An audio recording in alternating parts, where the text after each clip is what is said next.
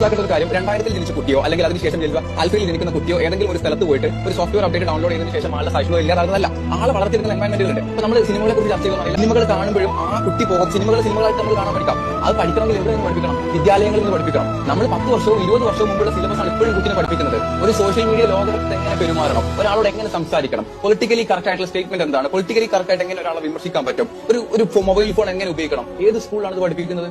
അല്ലെങ്കിൽ പോട്ടെ, ഇപ്പം ബിഹേവിയറൽ ആയിട്ടുള്ള പ്രശ്നങ്ങൾ ഉണ്ടാവും, അല്ലെങ്കിൽ ഒരു കുട്ടി നാസിസ്റ്റിക് ആവും, അല്ലെങ്കിൽ അങ്ങനെ അത്തരത്തിലുള്ള എന്തെങ്കിലും ബിഹേവിയറൽ ആയിട്ടുള്ള ബാക്കിയുള്ള ആൾക്കാരെ റാഗ് ചെയ്യുന്ന പ്രശ്നങ്ങൾ ഉണ്ടെന്ന് പറയപ്പെടുന്നു. ഉണ്ട്, സ്വാഭാവികമായിട്ട് നമ്മൾ കാണുന്നതുമാണ്. അപ്പോൾ കേരളത്തിൽ എത്ര വിദ്യാഭ്യാസ സ്ഥാപനങ്ങളിൽ ഈ കുട്ടികൾക്ക് മെന്റൽ ഹെൽത്ത് സപ്പോർട്ട് കൊടുക്കാനുള്ള സിസ്റ്റം നിലവിലുണ്ട്?